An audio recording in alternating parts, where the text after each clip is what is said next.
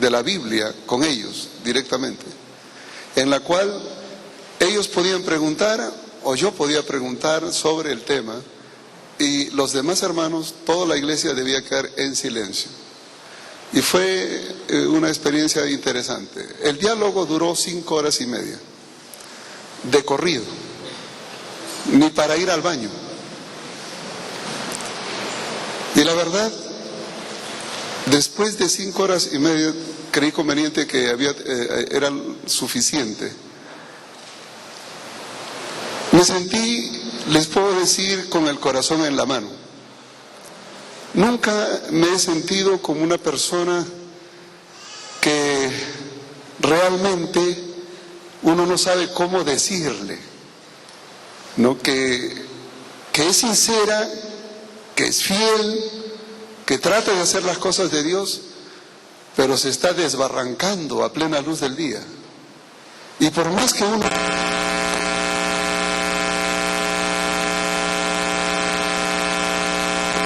¿Cómo se siente usted cuando ve eso? Realmente es una tragedia, pero esa es la forma como yo me sentí después de 5 horas y media de conversar con ellos. Lo único que puedo decirles es, miren hermanos, le digo, me queda claro una cosa, que ustedes, en primer lugar, dejaron de ser parte de la Iglesia Adventista del Séptimo Día. Ustedes no son. Y son mentirosos, porque la Biblia dice que el que levanta falso testimonio, el que no dice la verdad, es mentiroso. Ustedes son mentirosos porque vienen aquí a la iglesia y dicen que son adventistas del Séptimo Día, cuando no lo son. Hoy día la iglesia ya no tendrá que decir si es adventista del Séptimo Día, sino... Hermano, ¿es usted adventista del Séptimo Día y da diezmos y ofrendas en la iglesia adventista del Séptimo Día aquí en la UNAC? ¿O dónde las da? Porque le garantizo una cosa, un davidiano nunca dará ofrenda ni diezmo, siquiera pensar en dar eso en la iglesia adventista. Entonces, si uno quisiera detectar quién es davidiano, le decía, pastor, es muy fácil. Pídele a los diáconos que pasen los platillos, den ofrenda. El que no da, ese hay que sospechar que...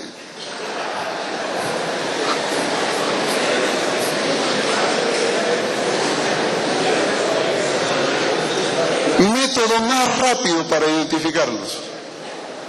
Así que hay algunos que no tienen por costumbre traer ofrenda ni diezmos al Señor. Ya tienen espíritu davidiano. Aprovecho también para darle la bienvenida a algún davidiano que siempre llega a estas reuniones. Yo sé que hay uno aquí. Digo porque los huelo. He dialogado tanto con ellos, he estudiado acerca de ellos, que quiero decirles que son, para mi criterio, son fáciles de identificar. Pero yo no los voy a hacer quedar mal. No. Porque esa no es nuestra intención. Nuestra intención es educar a la iglesia para que conozcan con quiénes conviven, quiénes son los hermanos que están aquí. Y cuando ustedes conozcan quiénes son los davidianos, puedan saber qué hacer o cómo hacer. En aquella discusión que tuve con ellos la primera vez, quiero decirles que tuve que leer mucho acerca del profeta Víctor Jutef. Yo había escuchado de ellos, pero nunca había tenido la oportunidad de leer profusamente acerca de él. O sea, una cosa es escuchar y otra cosa es leer. Así que para esa oportunidad me puse a leer todos los escritos davidianos.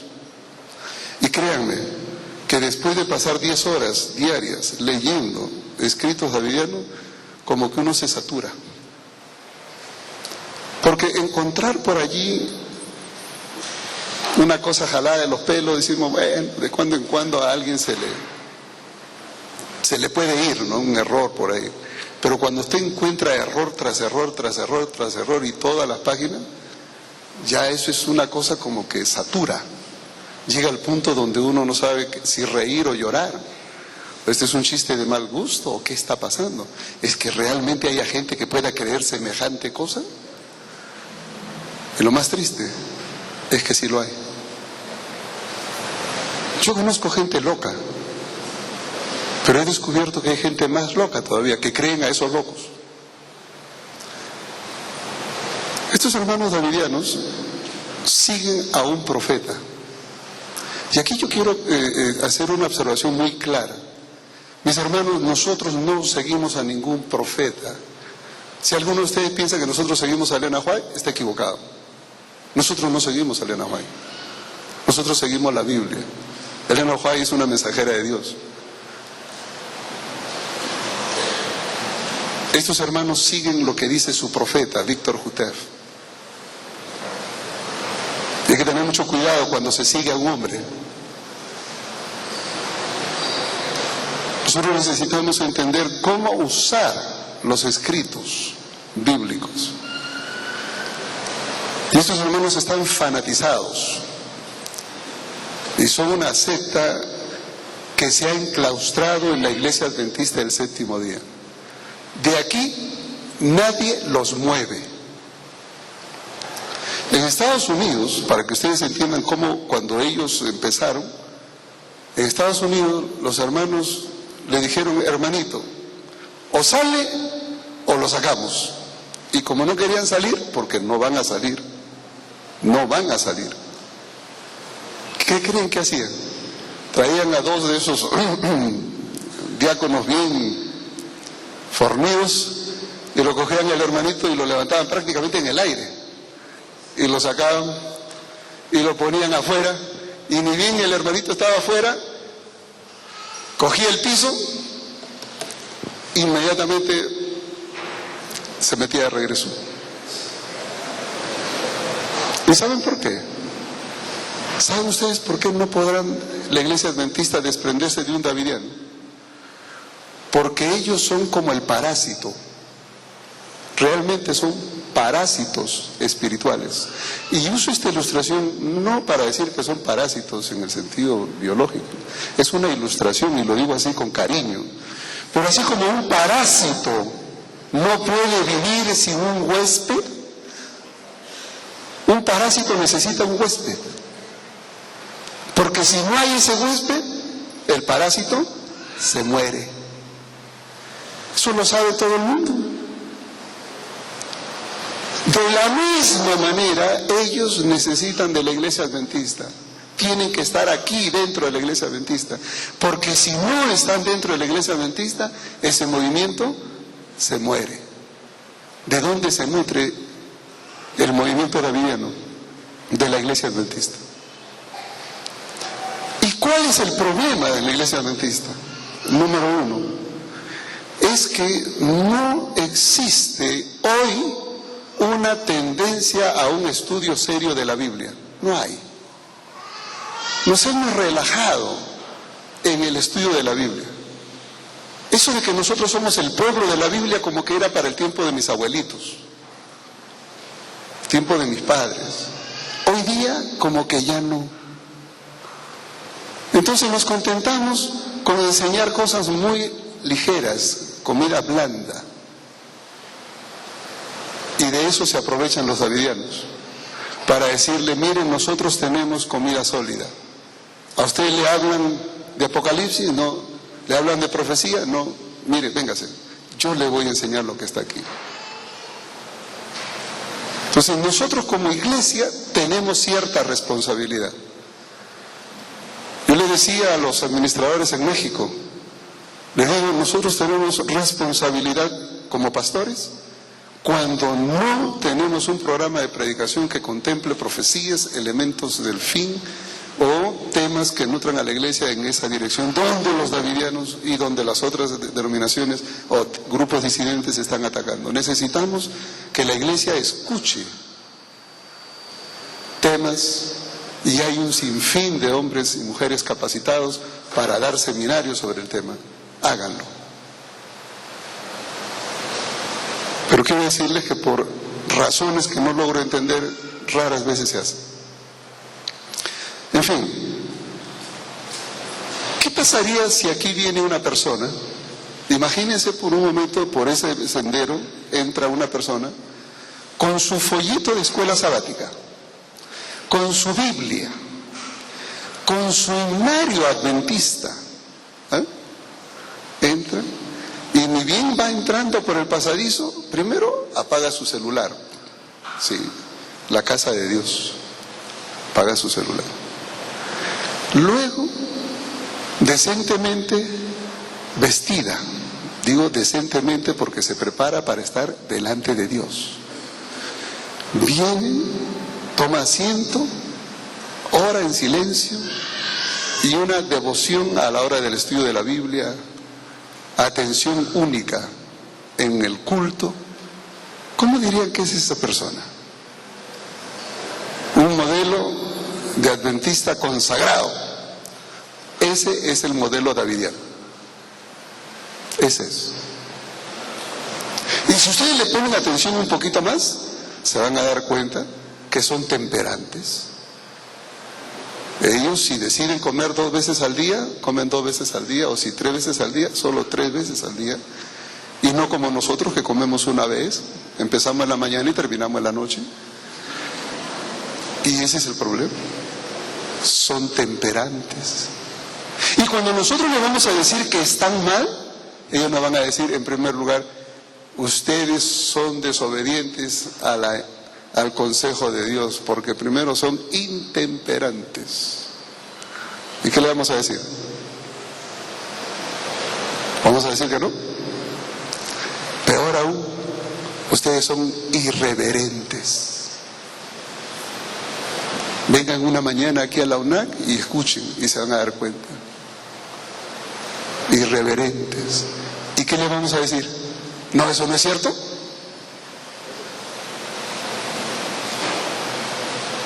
Ellos tienen razón en algunas cosas. Cuando critican a la iglesia adventista de ser intemperantes, tienen razón. Cuando dice que la iglesia adventista no hace caso al consejo de Dios a través de Elena White, tienen razón.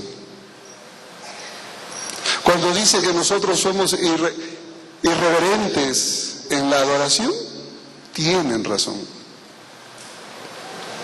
Y no es porque la tengan, sino porque nosotros le damos ocasión. Les damos ocasión. Entonces, creo que parte del problema somos nosotros mismos. Tenemos que cambiar. Yo los animo para que ustedes, en primer lugar, en la adoración, realmente seamos verdaderos adoradores. Por ahí empieza. Luego, en su vida personal, practiquen la temperancia. No solo en el comer, en el trabajo, en diferente quehacer, en el descanso. La intemperancia es en todo lado, no solamente es comer. Practiquemos los remedios naturales que Dios ha dejado, porque es parte del mensaje del tercer ángel. Ellos lo viven. ¿Qué podemos decir allí? Nosotros estamos mal. ¿Tienen razón ellos? Sí. En esa parte tienen razón.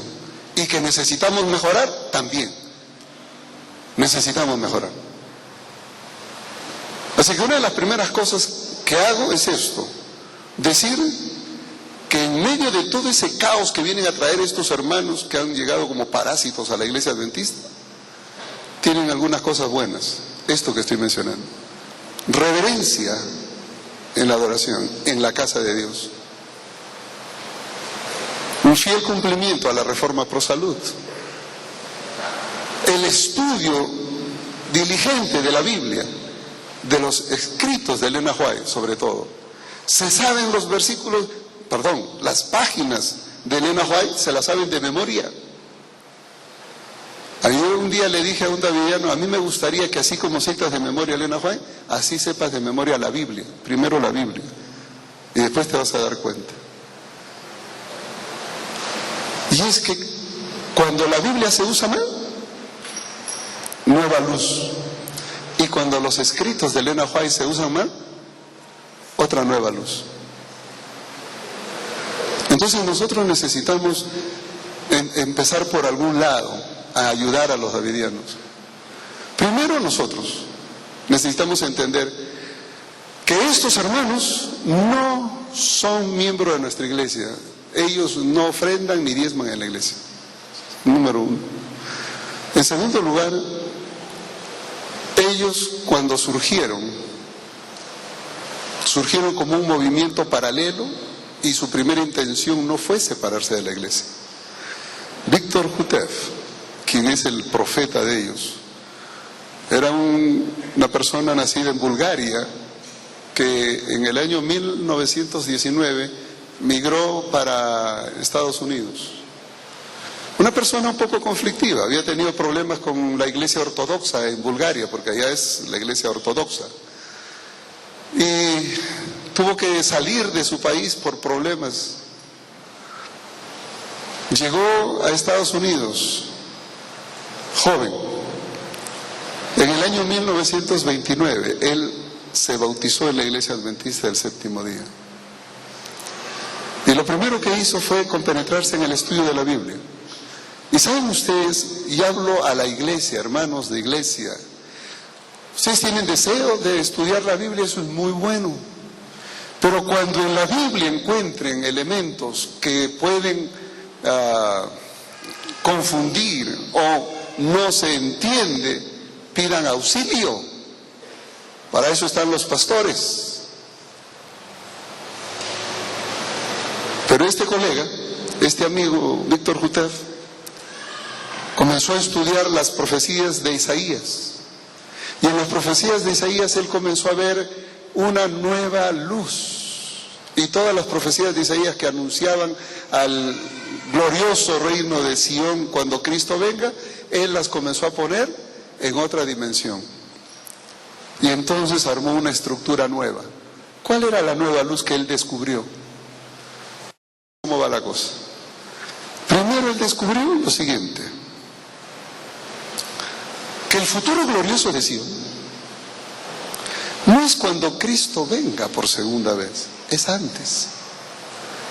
Entonces dijo, antes de que Cristo venga por segunda vez, Cristo va a venir en forma invisible. Ojo, Cristo va a venir en forma invisible y va a llevar a todos los que han sido sellados, todos. Se los va a llevar a Jerusalén, porque esos sellados son los 144,000. Si es que tienen la sangre de Israel.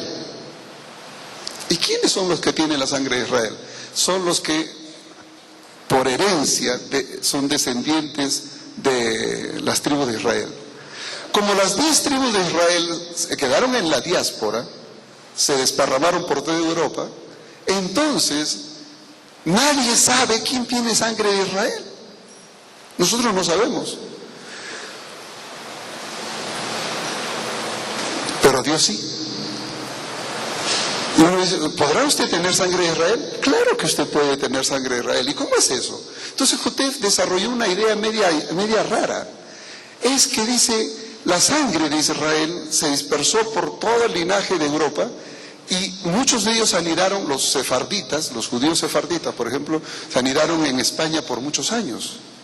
Y en las diferentes ciudades españolas habían sectores de judíos, sinagogas. Bueno, ¿quiénes fueron los que nos conquistaron? Los españoles. Y dentro de esos españoles que vinieron, ¿habría alguno que tendría sangre sefardita o judía? Si eso es así, entonces cuando se mezclaron con los indígenas de Latinoamérica, dejaron la sangre judía también regada aquí. Así que si usted tiene sangre judía, aunque no sea judío, pero tiene sangre judía, y recibe el mensaje de la vara del pastor, usted es uno de los 144,000, garantizado. Ahora, si usted no tiene sangre judía, pero recibe el mensaje de la vara del pastor, entonces viene el premio consuelo. Usted no será de los 144,000, pero será de la gran multitud que acompaña a los 144,000. Pero los 144,000 son literales. Y entonces usted descubrió esa nueva luz, que esos 144,000 literales serían reunidos por Cristo, quien vendría en forma espiritual, invisible. Vendría para fundar su reino en Jerusalén, sacar de allí a los judíos, a los árabes, y poner su reino eterno allí. Ese sería el cumplimiento de la profecía de Daniel 2. Porque según ellos, la piedra que cae sobre Daniel 2, sobre los pies de la estatua, esa piedra, ese es el movimiento davidiano. Los 144,000 que vienen a formar un reino en Jerusalén, y de ahí se hace un monte grande. Cuando Cristo inaugure el reino invisible, entonces ocurrirían dos cosas. La primera, una vez instituido ese reino, los 144,000 serán llevados literalmente a Jerusalén. La gran multitud esperará. La primera cosa que va a ocurrir es que en las iglesias adventistas, todos aquellos que no aceptaron el mensaje davidiano serán muertos. Los ángeles del Señor vendrán y aniquilarán a todos los adventistas del séptimo día que rechazaron el mensaje de la vara del pastor. Y con eso prácticamente le están diciendo: hermanito, si usted rechaza, sepa que se está condenando a muerte. En segundo lugar, lo que va a ocurrir es que después que se mate a los adventistas que rechazaron el sellamiento de Dios, los 144,000 irán a todo el mundo. Y esa será la predicación del fuerte pregón. Y toda la predicación será para convertir al mundo gentil, a todas las naciones, tribu, lengua y pueblo. Y todos los que se conviertan allí serán parte de la gran multitud. Y aquí hay varios problemas. Varios. En primer lugar, ¿dónde en la Biblia se insinúa siquiera que Cristo va a venir en forma invisible a poner un reino en Jerusalén en forma literal antes de su segunda venida? ¿Dónde? ¿Dónde está? No hay. No hay. Lo que pasa es que el amigo Jutef, él tomó algunos textos bíblicos y le dio una interpretación literal y antojadiza. Claro, si yo me pongo a hacer eso, puedo inventar un catálogo nuevo de doctrinas. Pero el problema no es qué es lo que a mí me gustaría, sino qué es lo que la Biblia dice. Entonces, Víctor Jutef tuvo una interpretación errada de las Escrituras.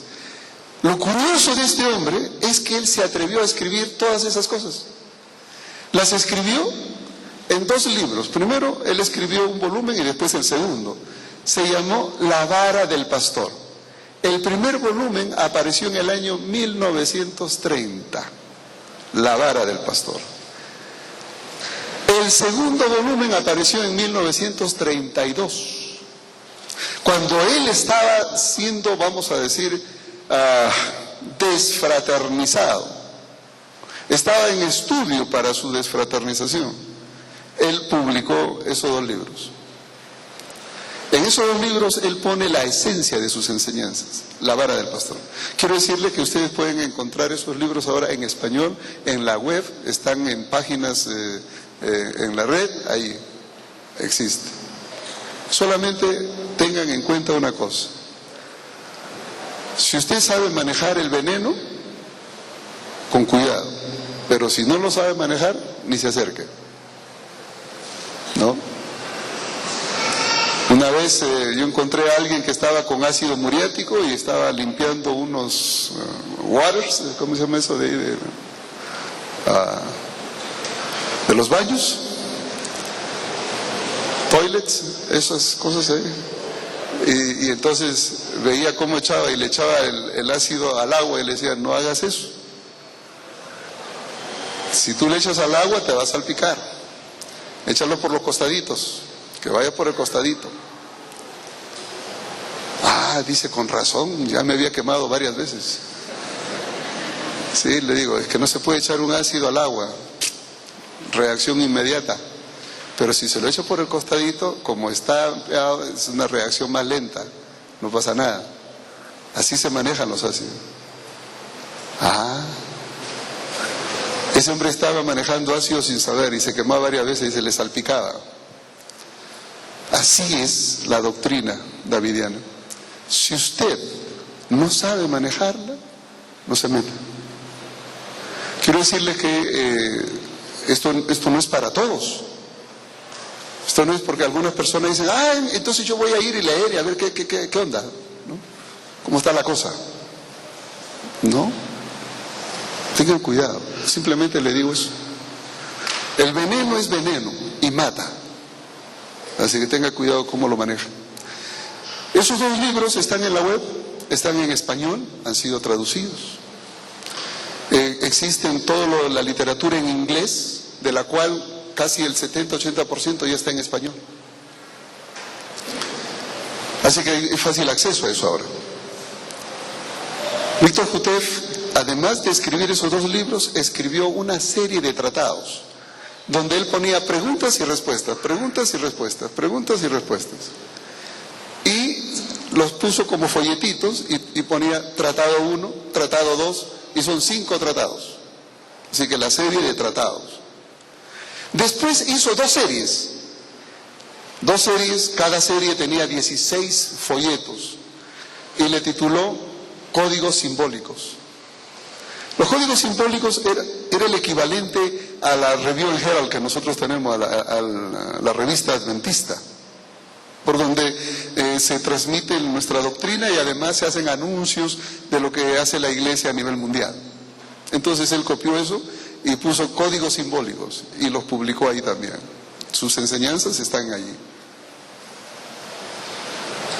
Publicó otras series, libros, folletos. Hay uno que se llama El reclutador de la Casa Blanca, para explicar cómo fue tratado él por la Asociación General. Según él fue maltratado, que lo trataron mal. Yo les puedo garantizar una cosa, hermanos, en Estados Unidos hay mucha, si hay unas personas que pecan de cortesía, están allá. Él dice, hermanito, tenga usted la bondad, por favor, una cortesía bárbara. Y dice que lo maltrataron. Es posible. Yo no estuve allí, así que yo no puedo decir cuán cierto sea lo uno o lo otro. Lo único que les puedo decir es que si le piden a usted, por favor, que se retire y usted no quiere salir, si algún hermanito lo levanta en peso y lo saca, ¿eso es maltrato? Si usted siente que eso es maltrato, es probable que sea maltratado entonces. Porque muchos de los seguidores de Jutef fueron así. Entonces, todas sus enseñanzas están en folletos, están en esos tratados, en esos libros, y el conjunto de todos esos libros tienen un nombre. Ese conjunto de libros, de enseñanzas de Víctor Jutef, se llama La Vara del Pastor. Así que cuando usted escuche la enseñanza de la vara del pastor, es la enseñanza de todos los escritos de Víctor Jutef. Eso es lo que significa la vara del pastor. Entonces, la vara del pastor es un término que se le da a los escritos de Víctor Jutef. Es como los escritos de Elena White, ¿cómo le llaman? Los escritos, el espíritu de profecía o la pluma inspirada. Bueno, ellos dicen la vara del pastor, para referirse a los escritos de Víctor Jutef. Así que nosotros podemos, al leer sus escritos, tener una idea muy clara de lo que él enseña, muy clara. Lo cierto es que Víctor Jutef al comienzo no quiso separarse, pero cuando él fue desfraternizado, él formó un movimiento paralelo. En 1935, él organizó su iglesia llamado de esta manera: Asociación General de los Adventistas del Séptimo Día de la Vara del Pastor. Observen ustedes que tiene exactamente el mismo nombre de nuestra iglesia. Asociación General de los Adventistas del Séptimo Día. Ese es el nombre oficial de nuestra iglesia. Y ellos le agregaron de la Vara del Pastor. Y así fue registrada ante el gobierno americano. En 1942, ellos cambiaron de nombre. Y si ustedes leen, hay un libro que son el libro de su constitución, ellos le llaman el Levíticus. El libro de Levíticus davidiano. El Levíticus davidiano no es otra cosa que el conjunto de normas, la normatividad, la constitución del movimiento davidiano. ¿Y saben lo que dice en la página 12? Ustedes pueden ir a la página web, busquen el Levíticus davidiano, en la página 12, dice textualmente Víctor Jutev, el nuevo nombre es Asociación General de los Adventistas del Séptimo Día Davidianos. Él mismo le cambió el nombre. Empezó siendo de la Vara del Pastor y en 1942 le cambió a Davidianos. ¿Por qué Davidianos? Porque ese reino que Cristo viene en forma invisible para instaurar en Jerusalén con los 144,000, ese será el reino de David. Habrá un rey David que reine allí. No será el mismo rey David de hace 3,000 años, sino un David actual, nuevo, renovado, moderno, pero uno que cumpla la función del rey David de aquel tiempo. Y si esperamos un reino donde David va a ser el rey, todos los súbditos, ¿qué son? Davidianos. Así que por eso es que él cambió el nombre de la Vara del Pastor a Asociación General de los Adventistas del Séptimo Día Davidianos. Y en la página 12 dice lo siguiente: este grupo es una rama, y quiero subrayar eso, rama, separada de la iglesia adventista del Séptimo Día, que es la iglesia decadente. Y allí nos define a nosotros como la iglesia decadente. En otras palabras, según la constitución davidiana, ellos son el remanente del remanente.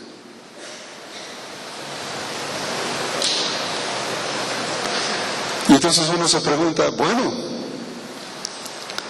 ¿y ahora quién podrá salvarnos? Porque si ellos son el remanente del remanente, ¿cómo le digo yo a ellos que eso no es así?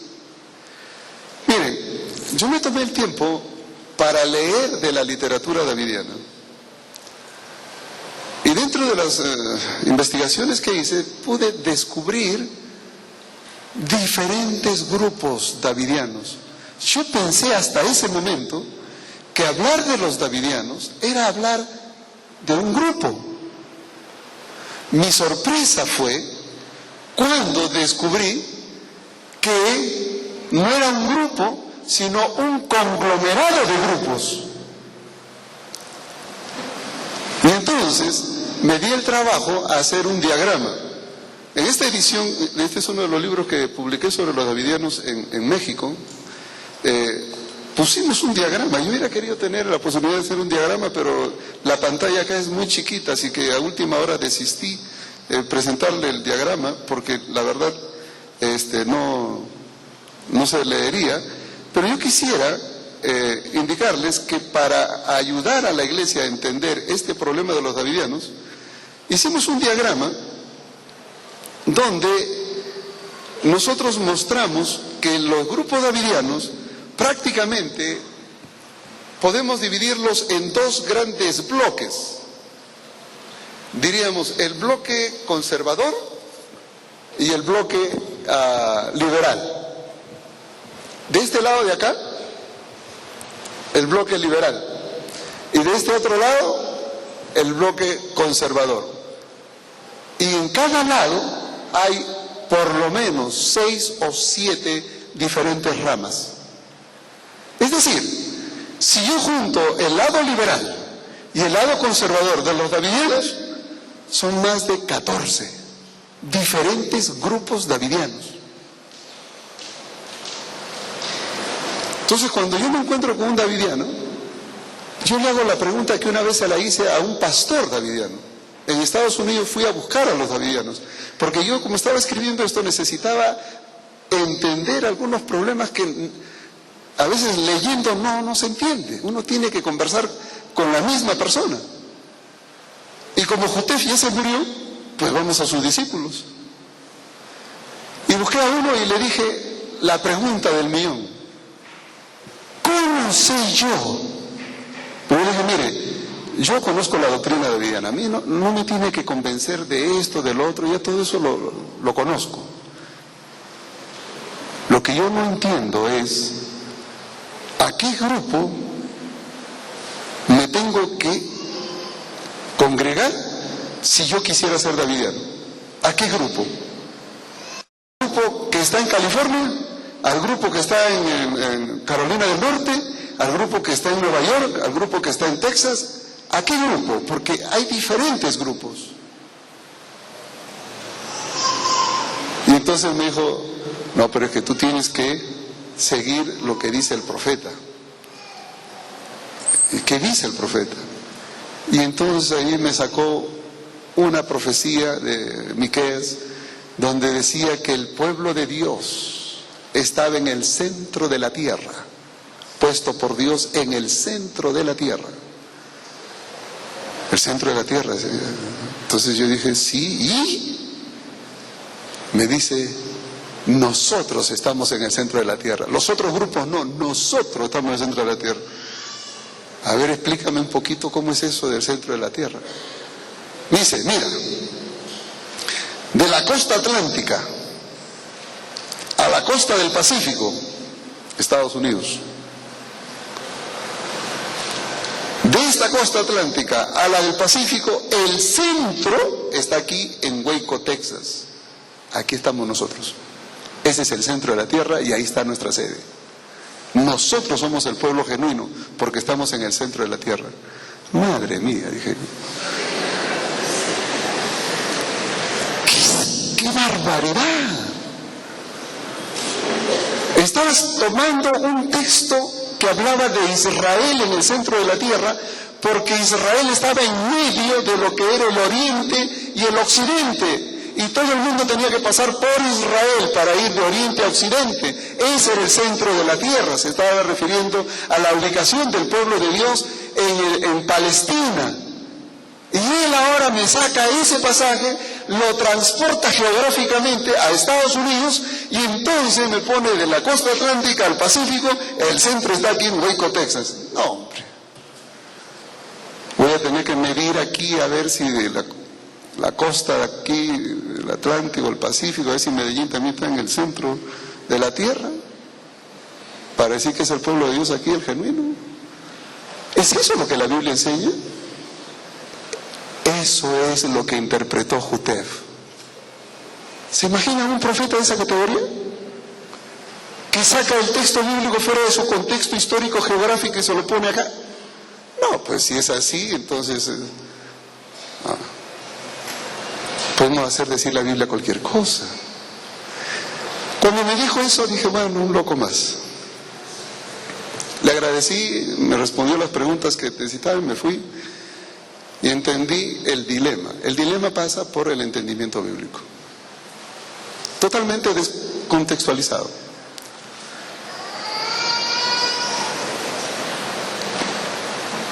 Jotef dio origen a dos ramas. Y voy a explicar por qué hay rama liberal y rama conservadora. Porque si ustedes no entienden esto, van a confundir muchas cosas. Yo escucho muchos comentarios y digo, es que no es así. He leído varios artículos, inclusive alguien me mandó de Estados Unidos una vez un documento, me dijo, mira, yo no puedo ir a una convención, pero tú vas a estar ahí, lee mi documento. Y yo fui a esa convención y no leí el documento, porque no me llegó a tiempo en primer lugar, y me llegó después que terminó la convención. Así que lo que hice yo fue exponer mi concepción del problema. Pero cuando me llegó el documento, lo leí y dije, no, o sea, aunque me hubiera llegado a tiempo, yo no lo leía. Primero porque no estaba de acuerdo con lo que estaba escrito ahí. No lo podía leer. Y entonces, cuando regresé, lo llamé al colega, era un profesor de Andrews, y le dije, hermano, no leí tu documento simplemente porque no me llegó, pero aunque me hubiese llegado, tampoco lo leía. Simplemente por una razón. Tu documento tiene confusión. Ahí estás uniendo dos problemas en uno y tienes que separar. Y le expliqué la razón. ¿Cuál era? Es que mucha gente comenta de los davidianos como que fuera un solo bloque. Y son dos. Por eso es que yo entiendo a los davidianos. Si hay alguno aquí, quiero decirle que en ese sentido yo tengo que ser honesto, no puedo acusarlo de lo que no son. Yo entiendo cuando se molestan, cuando dicen así no es. Por supuesto que así no es. Yo sé que así no es, pero eso no quiere decir que estén bien. Hay dos bloques y hay que separarlos. ¿Cuáles son los dos? El bloque liberal, que fue organizado en 1955, cuando Jutef murió en febrero 5 del 1955. En ese momento, Benjamín Roden, uno de los seguidores de Víctor Jutef, se separó de la rama principal porque hasta la muerte de Jutef era un solo movimiento. Claro, mientras el papá vivía, un solo movimiento. Pero cuando él murió, en el 55, Benjamín Roden se separó y entonces formó lo que él llamó la rama davidiana. Ese fue el nombre que le dio, rama davidiana, o en inglés lo que se conoce como el branch Davidian. Este branch Davidian es muy importante porque él se separó un poco, se radicalizó de la idea de Jutef. ¿En qué sentido?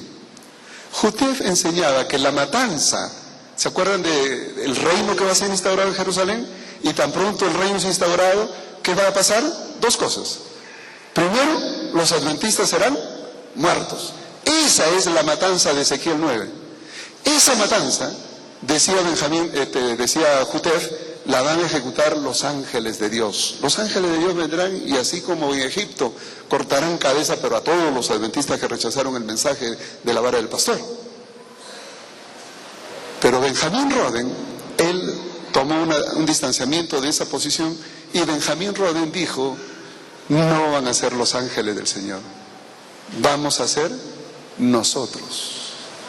Fue Benjamín Roden el que tomó la interpretación de que eran los mismos davidianos quienes debían ejecutar la matanza de Ezequiel 9.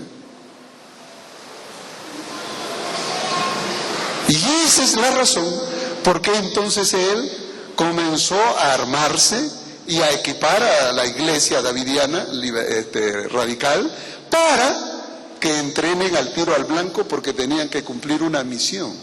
¿Cuál? Ejecutar la matanza de los adventistas que despreciaron el mensaje davidiano. Entonces, entre el bloque conservador, los conservadores dicen que la matanza, ¿quiénes la harán? Los ángeles. Los radicales, con Ben Roden, su fundador, dicen, no son los ángeles, somos nosotros. Y entonces cuando usted le dice a un davidiano, ustedes son criminales porque van a venir a matarnos según la matanza de Ezequiel 9, el davidiano, ¿qué le va a decir? No, es que no es así, usted, no, si usted, es que no es así. Y hermanos, no es así. Todos los davidianos que están viniendo aquí a Medellín y están aquí en Colombia, todos, por la literatura que distribuyen, que tienen su portada, los que han recibido el folletito pueden mirar, debe decir ahí, Asociación Publicadora Universal. Esa Asociación Publicadora Universal se originó en Nueva York por un grupo de jamaiquinos que luego tradujeron al español, vinieron a México y de México saltaron a Latinoamérica. Vienen de esa línea. Ellos son conservadores. Y ustedes le dicen a esos hermanos que ellos son asesinos porque van a venir a hacer la matanza de Ezequiel 9, y decir, no, es injusto, nos están levantando calumnias, están mintiendo. Hermano, eso dicen porque no saben, no nos conocen, ¿no? ¿Ustedes se dan cuenta de lo que estamos haciendo? Usted no le puede decir eso a un davidiano, porque eso no es cierto. Ellos son conservadores, ellos piensan que son los ángeles de Dios quienes van a hacer el trabajo. En el grupo radical, Ben Roden murió en el año 1978. Cuando él muere en el año 78, su esposa Luisa tomó el poder. Siguió el ejemplo de Jutef. Cuando Jutef murió en el año 55, ¿quién cree que tomó el poder? La esposa. La esposa. Y fue esa razón la que motivó a que algunos, no solo Benjamín Roden se separó, sino que hubieron otros que también se separaron. Y dentro de esos otros hay un nombre que es el que más se ha empeñado en trabajar en el asunto de publicaciones. Su nombre es Donald Adair. Si ustedes alguna vez escuchan a Donald Adair, él todavía vive, debe tener alrededor de 82, yo calculo que por la edad debe estar entre los 82 y 84 años, más o menos. Vive en la ciudad de Salem, en Carolina del Norte, y él ha sido uno de los grandes publicadores, literalmente en masa, de las publicaciones de Víctor Jutef. Él hizo de las publicaciones de Víctor Jutef lo que la hermana Huay dice que hay que hacer de sus publicaciones, que deben distribuirse como hojas de otoño, literalmente. Bueno, Donald Adair, él escribió un libro donde él cuenta su testimonio, cómo conoció el mundo davidiano y cómo lo percibió él. Él conoció a los davidianos en su juventud. Tendría entre 18 y 19 años cuando conoció a Víctor Jutef. Se quedó con Víctor Jutef y Víctor Jutef, el profeta davidiano, fue su maestro. Y él lo único que conoce es la doctrina davidiana porque se crió a los pies de Jutef. Y cuando Jutef murió en el 55, si alguien debía ser considerado un colaborador del movimiento, debía ser Donald Adair y otro hermano Barden, que había sido inclusive obrero en la iglesia adventista. Pero no, la esposa Florence Jutef tomó el poder y eso hizo que Adair se retirara, al igual que Benjamín Roden originara la rama davidiana. Adair se retiró pero no originó nada, simplemente se retiró y formaron lo que sería luego el movimiento de restauración. Pero dejemos ahí un ratito y les hablo de Ben Roden, luego les hablo del otro, para que entiendan el problema. Es que muere en el 78 Roden, la esposa hace lo mismo que la de Jutef, toma el poder, y como ella no tenía un liderazgo fuerte, se toma de un joven que acababa de llegar a la iglesia adventista en ese año 78. Su nombre, el amigo Howell, que después se cambiaría de nombre a David Koresh. Vernon Howell era un joven guitarrista, líder, y Luisa Roden le dio cabida para que le ayudase en el liderazgo con los jóvenes. Luisa tenía, y Benjamín Roden tenía un hijo, se llamaba George Roden. En realidad el hijo debía ser el que debía estar ahí, pero el hijo era no era muy dinámico, que digamos. Vernon Howell tenía más chispa, tenía liderazgo. Y entonces la esposa usó a Vernon Howell. Y es allí donde empezó el problema. Porque entonces cuando muere Luisa, quien despierta la realidad y quiere tomar el liderazgo es el hijo, George Roden. Pero se encuentra con que Howell había captado el liderazgo de todos los jóvenes. Y entonces, como no pudieron solucionar sus problemas a buenas, ¿qué creen que hicieron? Cogieron a tiros, porque como tenían armas ellos, adventistas, davidianos, se cogieron a balazos, literalmente, y fueron a corte. Y el juez dice, bueno, nosotros tenemos que legislar el problema de líos de aquí de las balas, pero de ahí de la iglesia ese es el problema de ustedes. Y entonces dijeron, si este es un problema religioso, el juez dijo que la iglesia decida quién quiere ser su líder y que ese es su problema de la iglesia. Y la iglesia decidió que Howell sea su líder, porque él había estado con ellos. Y es así como Howell aparece como líder de esa rama davidiana. Se cambió del nombre a David Koresh y la historia de él termina en 1993, en abril, cuando murió calcinado con otras tantas personas allí, entre niños y mujeres.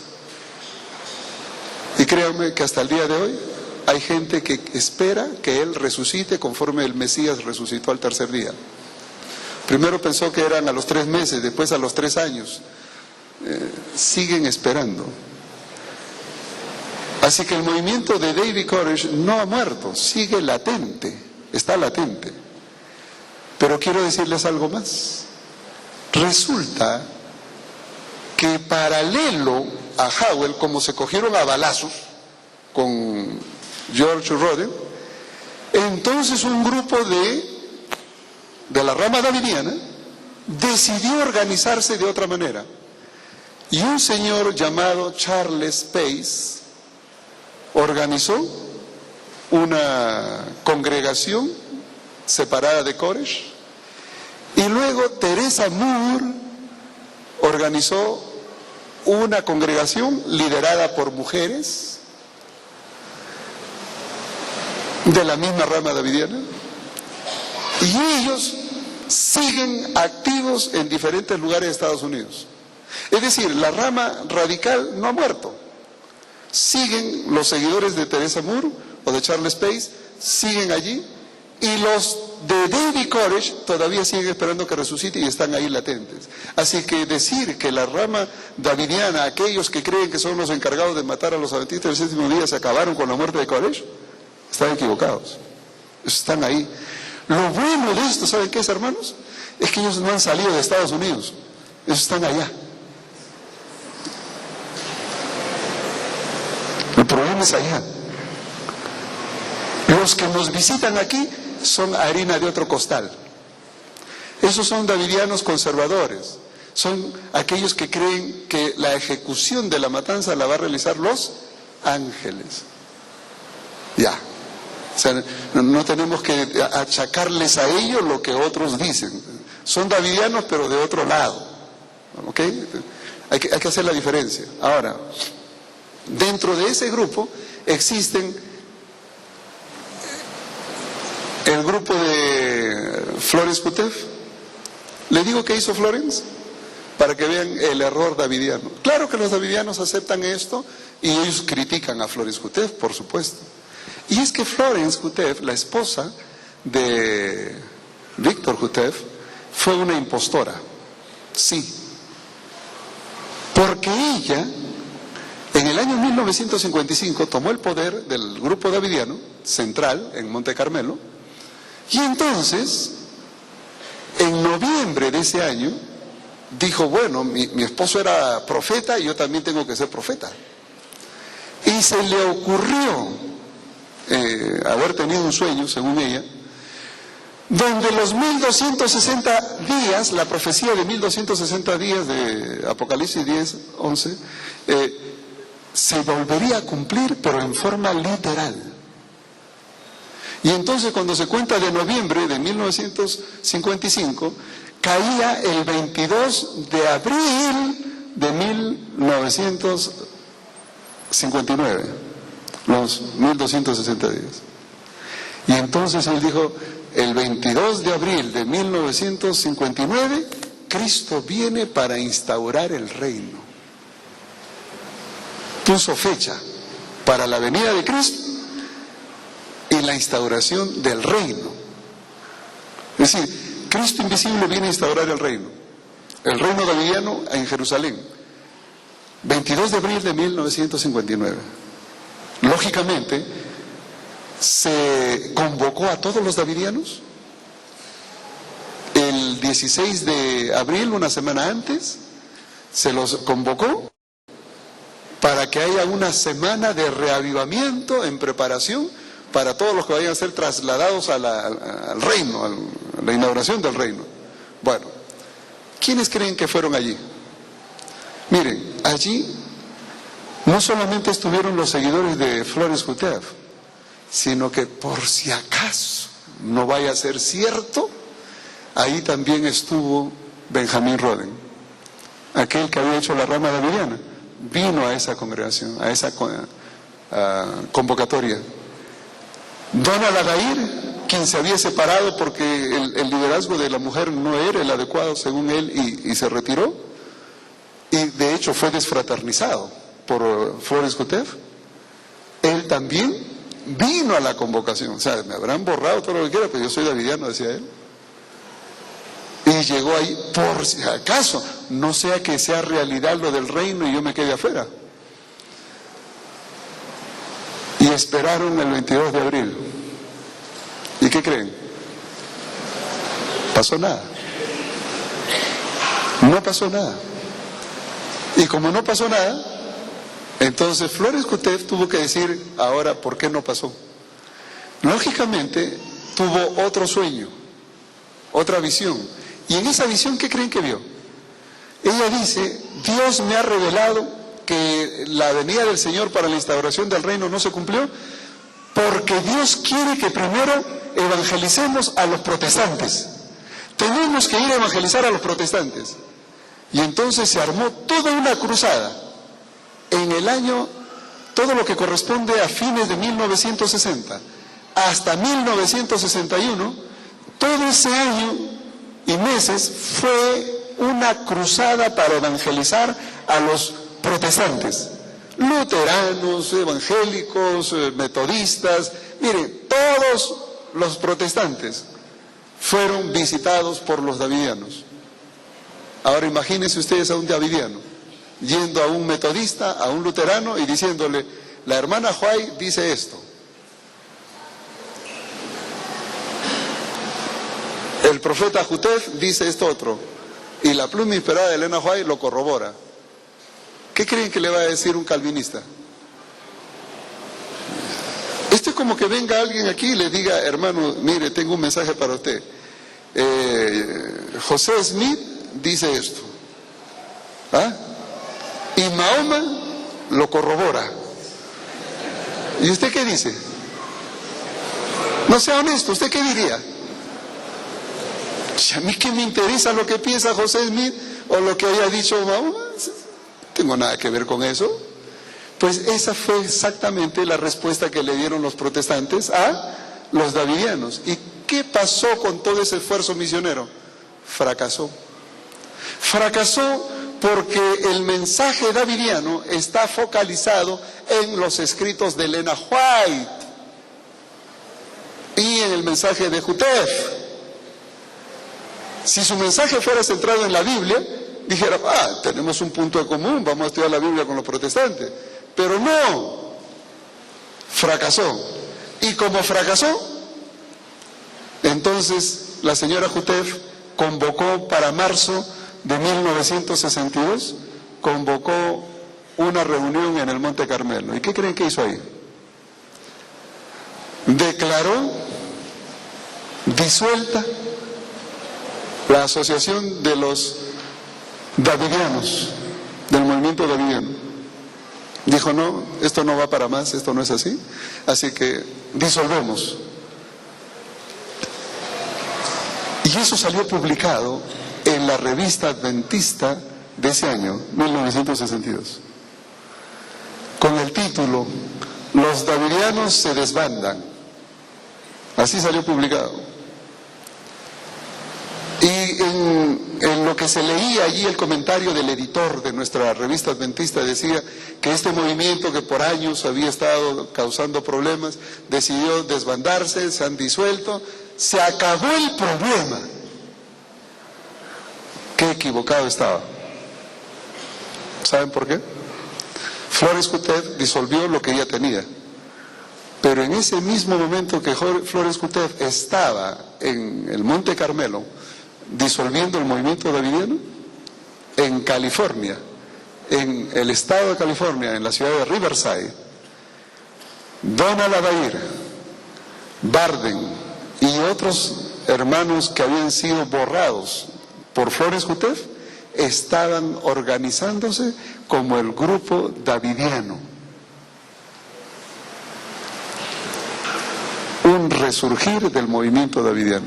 Así que mientras por un lado se apagaba un problema, en California se encendía otro. Ese movimiento que fue impulsado y mucho por Donald Adair cobró fuerza. Solo que Donald Adair se separó de Barden y formaron dos grupos distintos. A Donald Adair se le ocurrió hacer algo. Contratar a alguien en Nueva York y penetre las iglesias jamaiquinas, porque la iglesia adventista tenía un buen número de iglesias de origen jamaiquino. Y entonces contrataron a un señor, y aquí les tengo el nombre, pues yo lo puse aquí con nombre y apellido, Tony Hibbert. Tony Hibbert fue contratado por Donald Adair para ir y predicar a los adventistas de Nueva York, especialmente a los de raza negra de origen jamaiquino. Y Tony Hibbert tuvo un éxito rotundo. Dividió a la iglesia adventista. Y cuando vio que el grupo estaba bueno, ¿saben qué hizo? En el año 1982, él se constituyó como jefe del grupo davidiano de Nueva York. Entonces ya no estaba el grupo de Barden solo, estaba ahora el de Donald Adair. Perdón, Donald Adair, su sede es en la ciudad de Salem, en Carolina del Sur, no del norte, sino del sur. Y de paso, en Carolina del Sur, en la ciudad de Salem, es el único lugar en todo Estados Unidos y Latinoamérica donde la iglesia davidiana tiene un local propio. Los davidianos no tienen iglesia. Donald Adair fue el único que ha construido una iglesia davidiana. Bueno, Tony Hibbert se introdujo en Nueva York y Tony Hibbert fue el que organizó la publicadora, la Asociación Publicadora Universal, Tony Hibbert. Y yo me entrevisté con uno de los seguidores de Tony Hibbert, un pastor asistente. Dios me lo puso en el camino, porque si yo hubiera buscado las oficinas no los hubiera encontrado. Pero me lo puso en el camino. Y le dije, ¿por qué yo tengo que seguir el grupo de ustedes y no el de Donald Adair? Esa fue mi pregunta directa. Y le digo, si ustedes enseñan lo mismo, están usando los mismos materiales, publican lo mismo, ¿por qué yo tendría que unirme a ti y no a él? ¿Qué es lo que él tiene de malo? ¿Por qué no él y tú sí? ¿Cuál es el problema con Donald Adair? Y mi pregunta iba directa a una respuesta que me ayude a mí a entender la problemática interna. Cosas que no se publican, pero que se viven. Y lo que yo escuché me llamó la atención. Ese pastor me dijo, nosotros nos hemos separado de Donald Adair porque él es racista. Nosotros hemos crecido en Nueva York, hemos hecho un buen trabajo, hemos crecido, eso significa destruido muchas iglesias adventistas. Y Donald Adair no nos permite compartir la administración con él porque solamente somos de color. y él quiere que solo los blancos administren. Y nosotros, debido a esa discriminación, nos hemos separado. Y nosotros sí aceptamos linaje que sea, pero la mayoría de nosotros somos de color e hispanos. Y ahí fue donde entró el asunto hispano. Y algo más. Nosotros estamos reclutando gente hispana que sea bilingüe. Y lo que él pasó luego fue a ver si yo podía trabajar con ellos. Yo le dije que yo ya tenía otro trabajo. Este era mi trabajo. Escribir sobre ellos. Pero allí entendí no solamente cómo es que trabajaban, sino las estrategias de trabajo. Por eso a los davidianos que puedan estar presentes les digo, no solamente conozco lo que piensan, sino aún cómo trabajan. Y les digo, son deshonestos, nada más. Esa asociación publicadora tiene una sede postal en Waco, Texas, porque para un davidiano ser de Waco, Texas es crucial, porque ese es el centro de la tierra. Según el profeta Jutef, ese es el centro de la tierra. Entonces es crucial. Y todos tienen casilla postal allí.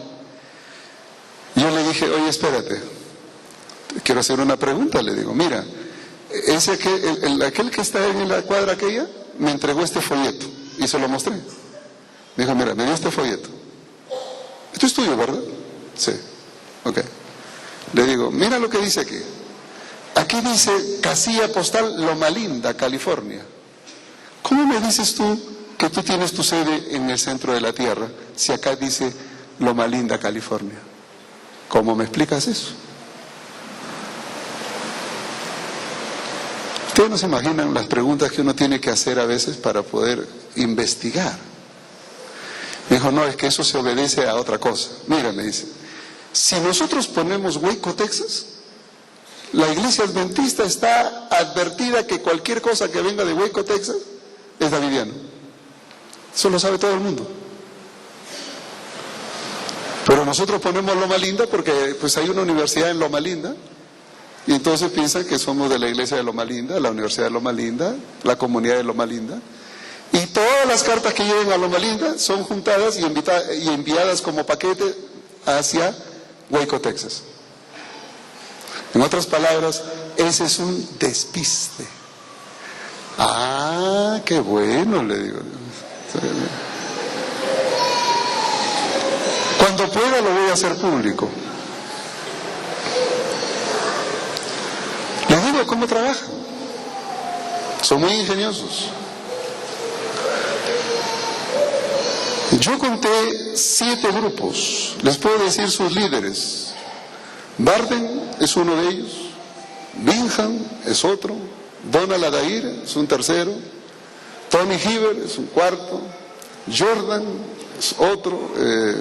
Jordan era de Trinidad y Tobago y evangelizó Canadá. Peter Nosworthy es otro. Mike Smithson otro. Y miren, podríamos citar la historia de cada uno de ellos. Pero a mí me interesa que ustedes sepan lo de Tony Hiver porque ese es el movimiento que viene para acá.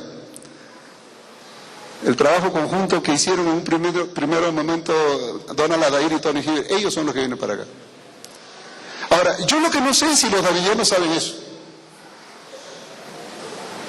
Porque entonces cuando yo veo una cosa de estas, un día le dije a los hermanos de México, hermanos, sáquenle fotocopia a esta hojita y díganle a un davidiano, dime, de todos estos grupos davidianos, ¿dónde estás tú? Dime, ¿dónde estás tú? Y no solamente digan, ¿dónde estás tú? Sino, ¿cómo sabes tú que ese es el grupo bueno y no es el otro? Ese es el problema. O sea, saber la historia de los davidianos no es solamente entretener el tiempo, no. Es para cuestionar ¿A qué grupo perteneces? ¿Y qué evidencia tienes tú de que ese es el bueno y no el otro?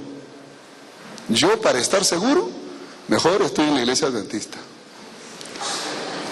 Esa es la razón por qué no soy davidiano. Y les digo por qué. Porque la hermana White dice que Dios no dirige grupos pequeños por aquí y por allá como ovejas descarriadas, sino que Dios dirige un pueblo. Voy a leerles una cita que la señora White tiene en cuanto a este asunto.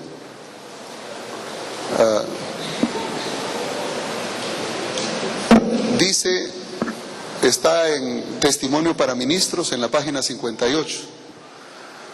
La señora White dice lo siguiente: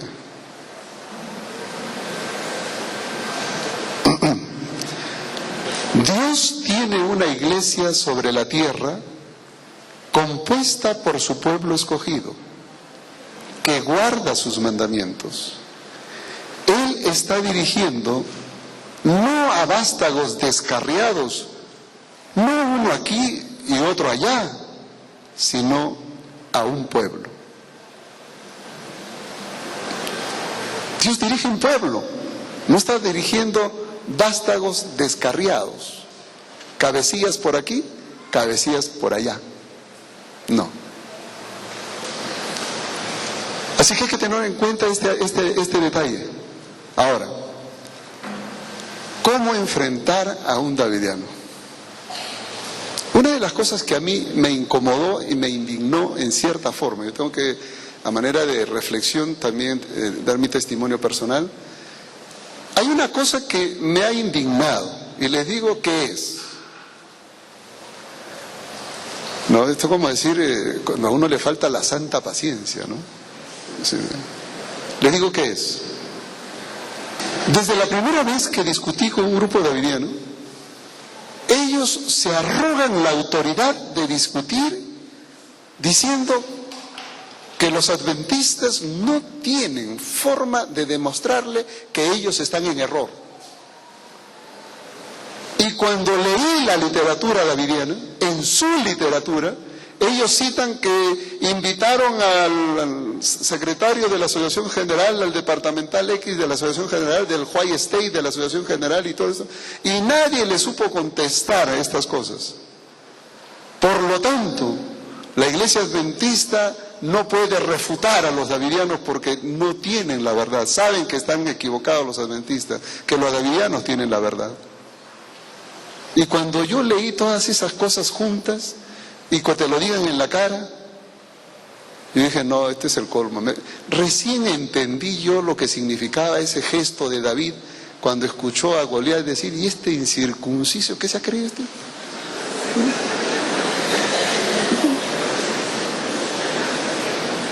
Y es que, no, la efervescencia. Y entonces yo le dije una cosa a estos hermanos, le digo, yo solamente les voy a hacer lo siguiente. Yo les voy a escribir un artículo donde voy a plantear el problema y se lo voy a dar para que ustedes lo lean, me contestan cuando quieran. Y esa fue la motivación. Yo le dije, Señor,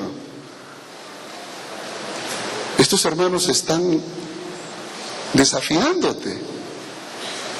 Lo único que podemos hacer es demostrarle que están en error. Pero yo voy a dedicar el tiempo, pero yo necesito que tú pongas lo que a mí me falta, sabiduría. Y durante los años que tomé tiempo para investigar, he visto cómo Dios de una manera circunstancial va guiando una y otra cosa. Y a través de las diferentes discusiones que hemos tenido con los davidianos, el Señor me ayudó a entender mejor el problema. De ahí que aprendí que la mejor forma de aprender de otro es discutiendo, intercambiando. Pero siempre de la palabra de Dios, siempre. Y esta mañana yo quisiera compartir con ustedes por lo menos la esencia de eso. Hoy día quiero introducir el aspecto, mañana en la mañana lo continuamos, pero quiero introducir la esencia, basado en lo siguiente. Acá hay una cita que yo la puse, la leí del amigo Jutef, ¿no? Y entonces me llamó tanto la atención que yo dije, esto es el colmo. Y lo puse aquí en primera fila para decir lo siguiente. Voy a leerles textualmente lo que dice Víctor Jutef, el profeta davidiano. Leo, escuchen, siendo, como saben, fieles creyentes de la Biblia, o sea, él se cree fiel creyente de la Biblia, y de los escritos de la hermana White, y maduros adventistas del séptimo día, estamos seguros que la Biblia y los escritos de la hermana White apoyan la vara 100%.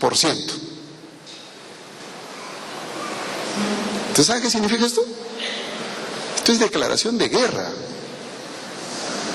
Estamos seguros que la Biblia y los escritos de Elena White apoyan la vara, la enseñanza de la vara. ¿Y cuál es la enseñanza de la vara? Los escritos de Jutef. La apoyan al 100%. Yo dije, ya encontré dónde empezar. Primer paso es demostrar que la Biblia no dice lo que Jutef dice. Y la primera cosa que vamos a discutir, y vamos a hacer un estudio bíblico, ahora sí, esta parte de preámbulo es para que despierten del sueño, pero para estudiar la Biblia ahora, vamos a hacernos la pregunta, porque cuando nosotros estudiamos la Biblia tenemos que contestar una pregunta. La pregunta es, ¿por qué los davidianos vienen a la iglesia adventista y no se van al frente a la iglesia católica, a los luteranos, a los calvinistas, a los evangélicos, a los testigos de Jehová? ¿Por qué vienen a faltarnos la santa paciencia? ¿Por qué nosotros? ¿Por qué? ¿Quieren saber por qué?